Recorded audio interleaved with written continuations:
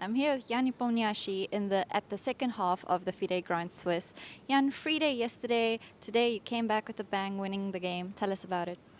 Frankly speaking, I was rather considering withdrawing from the event after game against Shirov, because at some point I just didn't capture a full exchange for the move I wanted to play, and instead I did something different, and 2 moves later it was already equal. Instead of +4, so that game really hurt. And today so I just came to play some chess, and I didn't know what to play against Rauf because he's always very solid with white, so I just decided to play the most plain, the most obvious way, like e4, e5. So good for me, he didn't go for some quick draws, but he also played a very, very fireproof line. But at some point I think maybe he wanted to draw a little bit too badly, and starting with c5. I think after c5, rook c6 at least, optically he needs to find a move sequence to exchange pawns, probably there are 10 different good moves here. But after g3, at least psychologically, it's not so pleasant for him. After queen d7, I think suddenly he gets that weak pawn.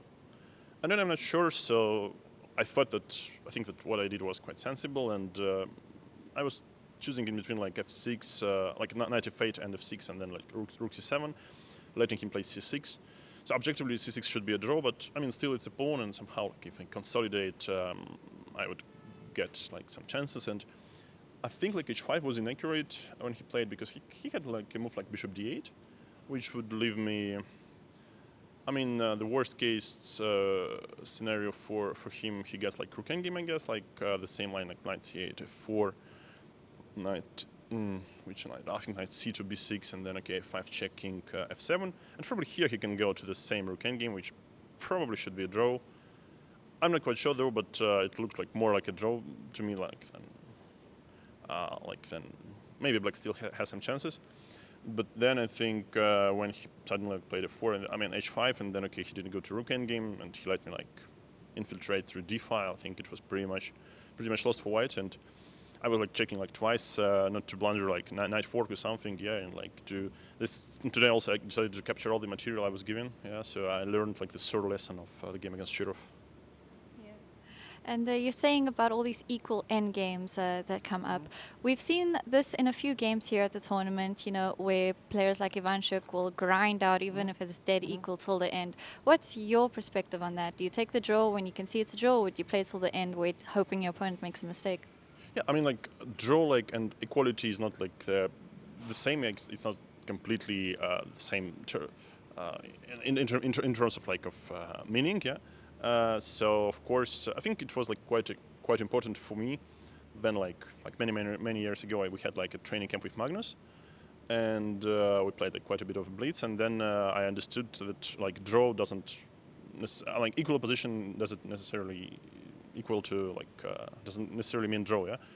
And I started sort of trying to grind out, and I think that's what Magnus is so famous for, squeezing out even the smallest drops from the stone, and I think it's big difference. And as long as you can see chances, and as long as you can see your opponent can make a mistake, you should just press on. Squeezing in chess is not an easy thing to do. Of course, Magnus is a great example. Is this something you're working on outside of tournaments, and how would you suggest to viewers to work on this in the endgame? On squeezing, you mean? Chess positions. Just squeeze, repeat, and you will master the squeezing. Okay. And let's go back to what you said about you wanted to withdraw. What made you change your mind in that decision? No, as long as I have some theoretical chances, let's say, and I was completely furious at myself, after the game against Shirov. So maybe it was more about emotions, but it's not so promising anyway to have +1 when the leading group has +4 and +3 respectively. But yeah, still anyway, as a professional, I'm supposed to play this out. Do you feel more motivated now for the second half of the event? I feel I have half a point more than I could. Yeah, maybe half a point less than I could. Okay, who knows? But of course, it's always good to score a win, and especially with black. Yeah, and it's very easy, to get stuck in this marsh of +1 or 50%. No one lets you to play with black with white. Everyone wants to be very solid. and normally the pairings.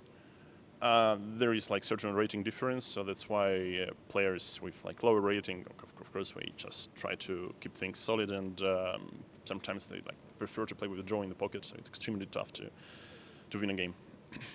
Well, thank you so much, Nepo. Good start to your second half. Good luck with the rest. Thank you very much.